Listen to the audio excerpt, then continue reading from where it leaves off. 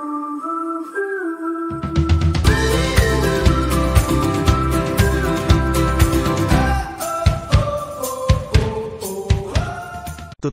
Kuliah Hukum Pidana.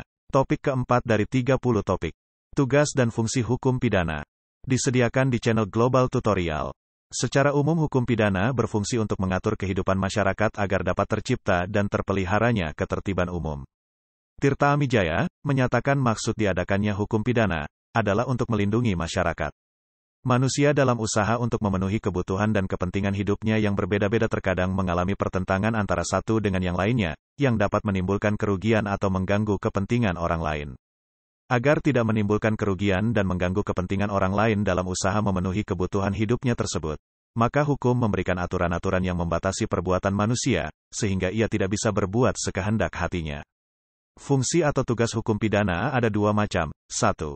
Untuk menakut-nakuti setiap orang agar mereka tidak melakukan perbuatan pidana, fungsi preventif. 2. Untuk mendidik orang yang telah melakukan perbuatan yang tergolong perbuatan pidana agar mereka menjadi orang yang baik dan dapat diterima kembali dalam masyarakat, fungsi represif. Jadi, dapat disimpulkan tujuan hukum pidana adalah untuk melindungi masyarakat. Menurut para ahli, tujuan hukum pidana adalah 1. Memenuhi rasa keadilan, menurut Wiryono Projodikoro.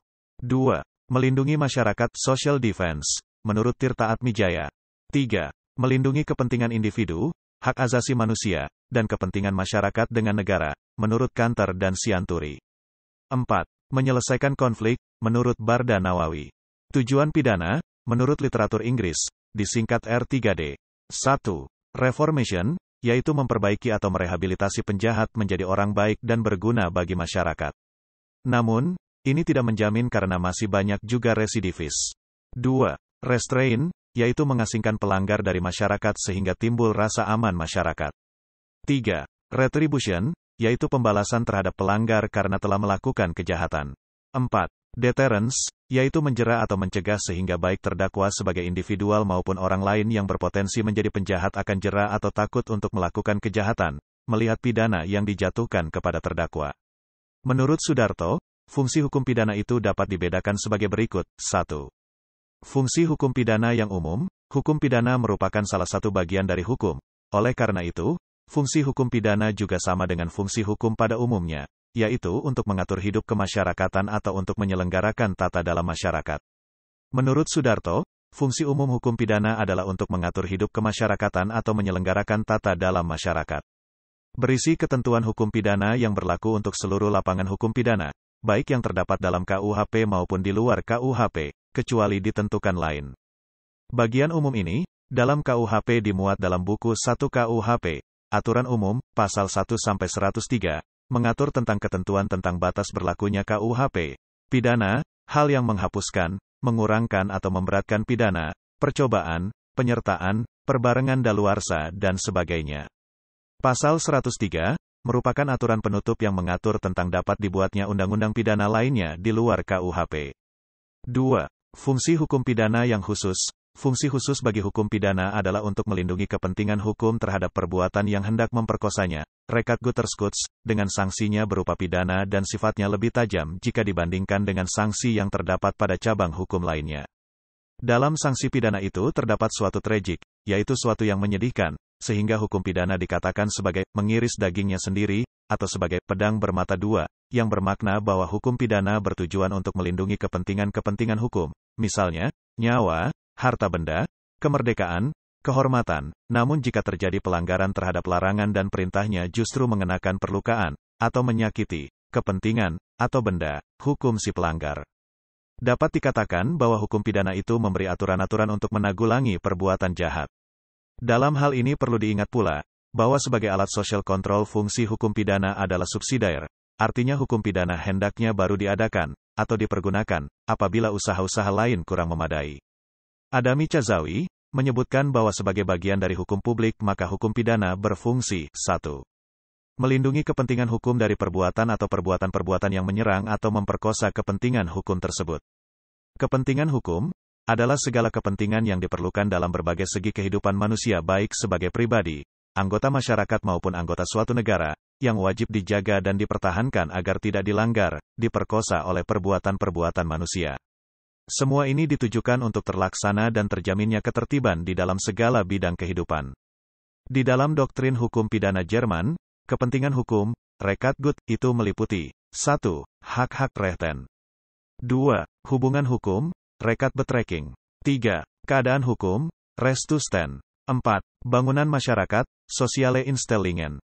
Kepentingan hukum yang wajib dilindungi itu ada 3 macam, yaitu a. Kepentingan hukum perorangan, Individuate Belangen, misalnya kepentingan hukum terhadap hak hidup, nyawa, kepentingan hukum atas tubuh, kepentingan hukum akan hak milik benda, kepentingan hukum terhadap harga diri dan nama baik, kepentingan hukum terhadap rasa susila, dan lain sebagainya. B. Kepentingan hukum masyarakat, Soziale Overmaatschappelijk Belangen, misalnya kepentingan hukum terhadap keamanan dan ketertiban umum, ketertiban berlalu lintas di jalan raya, dan lain sebagainya. C. Kepentingan hukum negara, Staatsbelangen, misalnya kepentingan hukum terhadap keamanan dan keselamatan negara, kepentingan hukum terhadap negara-negara sahabat, kepentingan hukum terhadap martabat kepala negara dan wakilnya, dan sebagainya. Ketiga kepentingan hukum di atas saling berkait dan tidak bisa dipisahkan. Contoh kepentingan hukum yang diatur dalam hukum pidana materi 1, KUHP, larangan mencuri, pasal 362 KUHP, larangan menghilangkan nyawa, pasal 338 KUHP. Pasal 363 KUHP, melindungi dan mempertahankan kepentingan hukum orang atas hak milik kebendaan pribadi dan pasal 338 KUHP, adalah melindungi dan mempertahankan kepentingan hukum terhadap hak individu, nyawa orang. Untuk melindungi kepentingan hukum di atas adalah melalui sanksi pidana atau straf, berupa hukuman penjara. Misalnya pasal 362 KUHP dapat diancam hukuman penjara maksimum 5 tahun dan pasal 338 KUHP dapat diancam hukuman penjara maksimum 15 tahun, dan sebagainya. 2. Memberi dasar legitimasi bagi negara dalam rangka negara menjalankan fungsi perlindungan atas berbagai kepentingan hukum. Dalam mempertahankan kepentingan hukum yang dilindungi, dilakukan oleh negara dengan tindakan-tindakan yang sangat tidak menyenangkan. Tindakan yang justru melanggar kepentingan hukum pribadi yang mendasar bagi pihak yang bersangkutan, misalnya dengan dilakukan penangkapan, penahanan, pemeriksaan sampai kepada penjatuhan sanksi pidana kepada pelakunya. Kekuasaan yang sangat besar ini, yaitu kekuasaan yang berupa hak untuk menjalankan pidana dengan menjatuhkan pidana yang menyerang kepentingan hukum manusia atau warganya ini hanya dimiliki oleh negara dan diatur di dalam hukum pidana itu sendiri, terutama di dalam hukum acara pidana, agar negara dapat menjalankan fungsi menegakkan dan melindungi kepentingan hukum, yang dilindungi oleh hukum pidana dengan sebaik-baiknya. 3. Mengatur dan membatasi kekuasaan negara dalam rangka negara melaksanakan fungsi perlindungan atas kepentingan hukum. Kekuasaan negara yang sangat besar dalam rangka menegakkan dan melindungi kepentingan hukum itu, dapat membahayakan dan menjadi bumerang bagi warganya. Negara bisa bertindak sewenang-wenang jika tidak diatur dan dibatasi sedemikian rupa, sehingga pengaturan hak dan kewajiban negara, mutlak diperlukan. Menurut Jan Remmeling, hukum pidana, seharusnya, ditujukan untuk menegakkan tertib hukum, melindungi masyarakat hukum. Manusia satu persatu di dalam masyarakat saling bergantung, kepentingan mereka, dan relasi antar mereka ditentukan dan dilindungi oleh norma-norma. Penjagaan tertib sosial ini untuk bagian terbesar sangat tergantung pada paksaan. Jika norma-norma tidak ditaati, akan muncul sanksi, kadangkala yang berbentuk informal, misalnya perlakuan acuh tak acuh dan kehilangan status atau penghargaan sosial.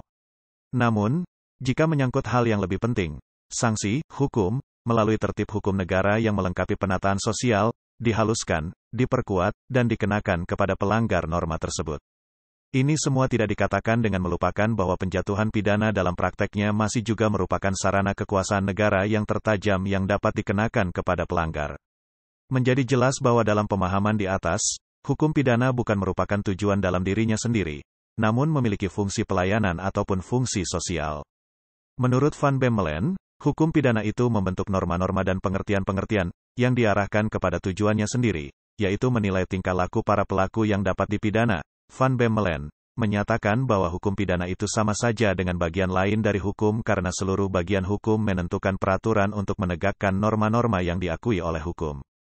Akan tetapi, dalam satu segi, hukum pidana menyimpang dari bagian hukum lainnya, yaitu dalam hukum pidana dibicarakan soal penambahan penderitaan dengan sengaja dalam bentuk pidana, walaupun juga pidana itu mempunyai fungsi yang lain daripada menambah penderitaan. Tujuan utama semua bagian hukum adalah menjaga ketertiban, ketenangan, kesejahteraan, dan kedamaian dalam masyarakat, tanpa dengan sengaja menimbulkan penderitaan. Selanjutnya, Van Bemmelen menyatakan bahwa hukum pidana itu merupakan ultimum remedium, obat terakhir. Sedapat mungkin dibatasi. Artinya kalau bagian lain dari hukum itu sudah tidak cukup untuk menegakkan norma-norma yang diakui oleh hukum, barulah hukum pidana diterapkan. Ia menunjuk pidato Menteri Kehakiman Belanda Moderman, yang antara lain menyatakan bahwa ancaman pidana itu harus tetap merupakan suatu ultimum remedium. Setiap ancaman pidana ada keberatannya, namun ini tidak berarti bahwa ancaman pidana akan ditiadakan, tetapi selalu harus mempertimbangkan untung dan rugi ancaman pidana itu, dan harus menjaga jangan sampai terjadi obat yang diberikan lebih jahat daripada penyakit. Naskah ini disajikan oleh Bernard Simamora, SC, SIP, SH, MH, MM, Kantor Hukum BS dan R. Demikianlah materi topik keempat tutorial kuliah hukum pidana. Channel Global Tutorial sangat bermanfaat bagi yang ingin menambah wawasan, termasuk mahasiswa perguruan tinggi negeri dan swasta manapun di Indonesia. Video tutorial dituturkan dan disubtitelkan agar dapat ditonton, dibaca sambil didengarkan. Jangan khawatir jika belum langsung paham. Untuk pemahaman yang lebih baik, putar dan dengarkan video ini berulang-ulang. Subscribe dan like, agar Anda mendapatkan update tutorial lainnya. Bagikan juga link video ini, agar teman lain juga mendapatkan manfaat channel ini. Sekian dan terima kasih. Sampai jumpa.